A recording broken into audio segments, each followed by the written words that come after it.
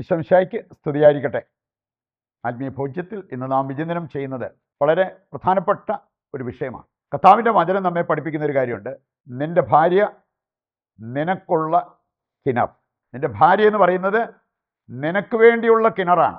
അത് പഞ്ചായത്ത് കിണറാകരുത്. അങ്ങനെ ഒരു സന്ദേശം കർത്താവ് കൃത്യമായിട്ട് വചനത്തിൽ നമുക്ക് നൽകുന്നത് കാണാൻ പറ്റും. സുഭാഷിതങ്ങൾ 5-ാം അധ്യായം 15 മുതൽ വായിക്കുമ്പോഴാണ് ഈ സന്ദേശം അവിടെ നമുക്ക് ലഭിക്കുന്നത്. നിന്റെ കിണറ്റിൽ നിന്ന്, നിന്റെ ഉറവയിൽ നിന്ന് മാത്രമേ നീ വെള്ളം കുടിക്കാവൂ. നിന്റെ ഉറവ വിജനസ്ഥലത്ത് അന്യരുടെ ദേശത്തേക്ക് ഒഴുക്കിക്കളയരുത്. അത് അന്യർക്ക് വേണ്ടിയാകാതെ നിനക്ക് വേണ്ടി മാത്രമായിരിക്കണം. നമുക്കറിയാം, ഒരു കിണർ നമ്മൾ എത്രമാത്രം ശ്രദ്ധിക്കും, പ്രത്യേകിച്ച് കുടിവെള്ളം എടുക്കുന്ന കിണർ. ആ കിണറിൽ നമ്മൾ ആരെങ്കിലും മാലിന്യം എടുത്തിടുവോ? ഒരിക്കലുമില്ല.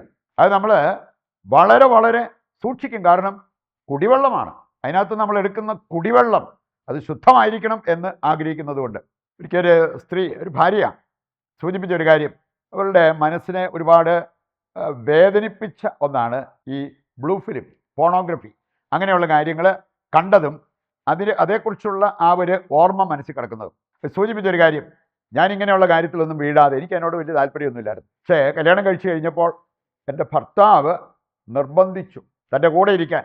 എന്നിട്ട് ഞങ്ങൾ കണ്ടത് ഇങ്ങനത്തെ ചില കാര്യങ്ങളാണ്, ചില മ്ലേച്ഛതകൾ. അത് അവളെ ഒരുപാട് വേദനിപ്പിച്ചു.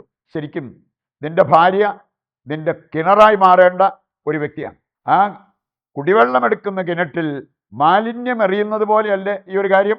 ഒരു കാരണവശാലും നമ്മുടെ ജീവിത പങ്കാളി ഇങ്ങനെയുള്ള കാര്യങ്ങൾക്ക് നിർബന്ധിച്ചവരെ മലിനതയിലേക്ക് തള്ളിവിടരുത് എന്നുള്ളത് കർത്താവിൻ്റെ വചനം കൃത്യമായി നമ്മെ ഓർമ്മിപ്പിക്കുന്ന ഒരു കാര്യമാണ്. സുഭാഷിതങ്ങൾ 5 അതിൻ്റെ 18-ാമത്തെ വചനമാണ് ഹൃദയത്തിൽ നമ്മൾ സൂക്ഷിക്കേണ്ടത്. നിന്റെ കിണർ, നിന്റെ ഉറവ, അതായത് നിന്റെ യൗവനത്തിലെ ഭാര്യ. ഇത് വെറുതെ ഒരു കിണറിനെ കുറിച്ചോ ഉറവയെക്കുറിച്ചോ പറയുന്ന കാര്യമല്ല.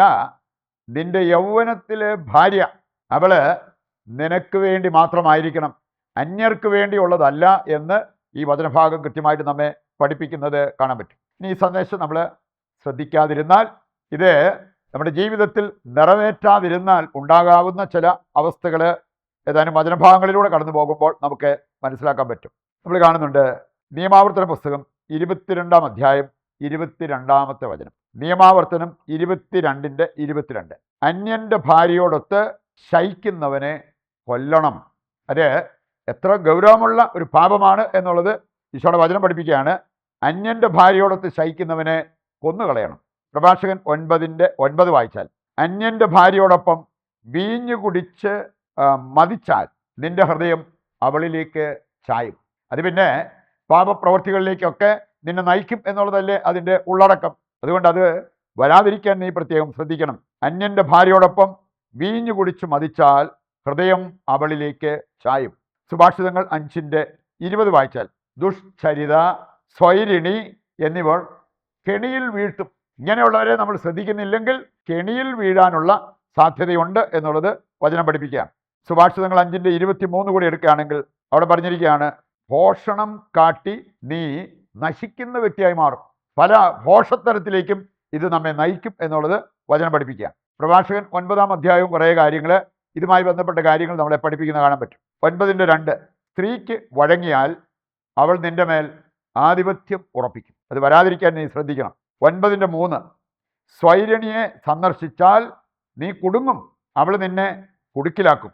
9-ന്റെ 6-ാമത്തെ വചനം കൂടി എടുത്താൽ, കുലടയ്ക്ക് അടിമയായാൽ നിനക്ക് സർവ്വതും നഷ്ടമാകും. കുലട എന്ന് പറഞ്ഞാൽ വേശ്യ, പ്രോസ്റ്റിറ്റ്യൂട്ട്. അടിമയായാൽ നിനക്ക് സർവ്വതും നഷ്ടമാകും. 9-ന്റെ 8-ാമത്തെ വചനം കൂടി എടുത്താൽ, സുന്ദരിയിൽ കണ്ണു പതിച്ചാൽ നിനക്ക് വഴിതെറ്റും. ഇന്ന് ഒരു സുന്ദരിയെ കണ്ടു കഴിഞ്ഞെന്നാൽ കണ്ണു പറിക്കാതെ നോക്കി നിൽക്കാനുള്ള പ്രവണതകൾ പലരും കാണിക്കുന്നതാണ്. ഇനി അതിലേക്ക് പോയാൽ എന്ത് സംഭവിക്കാം? നിനക്ക് വഴിതെറ്റും. ഒരുപക്ഷെ വഴിയിൽ വെച്ച് കണ്ടതായിരിക്കാം, പിന്നീട് നമ്മുടെ മുറിയിലെത്തുമ്പോൾ വീണ്ടും അവളെക്കുറിച്ച് ചിന്തിച്ച് പാപപ്രവൃത്തിയിലേക്ക് പോകുന്ന അവസ്ഥ. രണ്ടാമതായിട്ട് നമ്മൾ ചിന്തിക്കുന്നത്, കിണർ നമ്മൾ സൂക്ഷിക്കണം, ശുദ്ധീകരിക്കണം, അതുപോലെ തന്നെ നല്ല രീതിയിൽ ഉപയോഗിക്കണം. ഒരു ഭാര്യയെ കിണറായിട്ട് കാണുന്ന വ്യക്തിക്ക് ഈ കാര്യങ്ങളെല്ലാം അവരുടെ ജീവിതത്തിൽ നിറവേറ്റാൻ പറ്റും. എന്ന് പറഞ്ഞാൽ അശ്രദ്ധയോടെ ജീവിത പങ്കാളിയെ കൈകാര്യം ചെയ്യുന്നവർ പല വിധത്തിലുള്ള പ്രശ്നങ്ങളിൽ ചെന്നെത്തും. അവരെയും പാപത്തിലേക്ക് നയിക്കുന്നവരായി മാറും. നമ്മളും പാപത്തിൽ വീഴുന്നവരായിട്ട് മാറും. 1 പത്രോസ് 3-ാം അധ്യായം 7 മുതൽ വായിക്കുമ്പോൾ അവിടെ പറഞ്ഞിരിക്കുന്നത്, സ്ത്രീ ബലഹീനപാത്രമെങ്കിലും തുല്യ അവകാശിനിയാണ്. ഇനി അത് റെസ്പെക്റ്റ് ചെയ്യാത്ത ഭർത്താക്കന്മാരെ കാണാൻ പറ്റും. ഞാനാണ് കേമൻ, ഞാൻ പറയുന്നതാണ് കാര്യം, ഞാൻ കൽപ്പിക്കും, അവൾ അനുസരിക്കണം എന്നുള്ള കാഴ്ചപ്പാട്. അതല്ല വചനം നമ്മെ പഠിപ്പിക്കുക.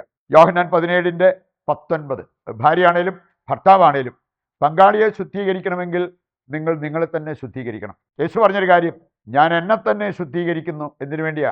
ലോകം ശുദ്ധീകരിക്കപ്പെടാൻ.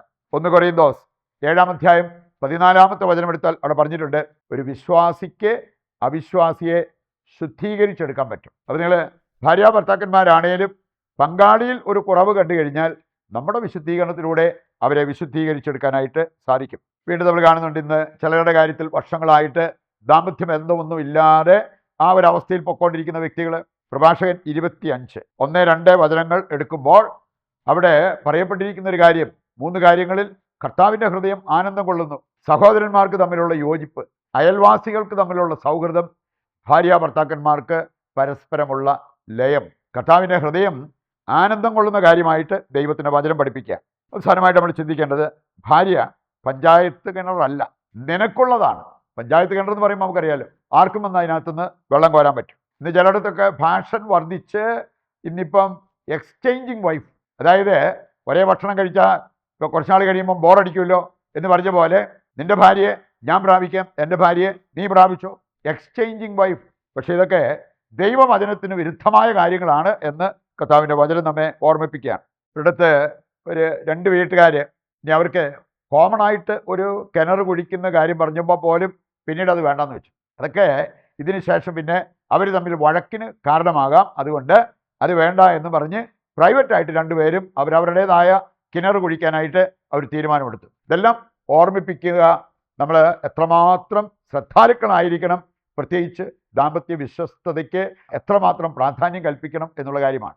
നമുക്കത് ഹൃദയത്തിലേക്ക് ഏറ്റെടുത്തുകൊണ്ട് ജീവിക്കുവാൻ വേണ്ട കൃപയ്ക്കായി പ്രാർത്ഥിക്കാം. വചനം ധ്യാനിച്ച നമുക്ക് നമ്മുടെ ഇന്നത്തെ പ്രാർത്ഥനാ നിയോഗങ്ങളെല്ലാം ദൈവകരങ്ങളിൽ ഏൽപ്പിച്ചുകൊണ്ട് ശിരസ് നമിച്ച് ദിവ്യകാരുണ്യത്തിൻ്റെ ആശീർവാദവും സ്വീകരിക്കാം.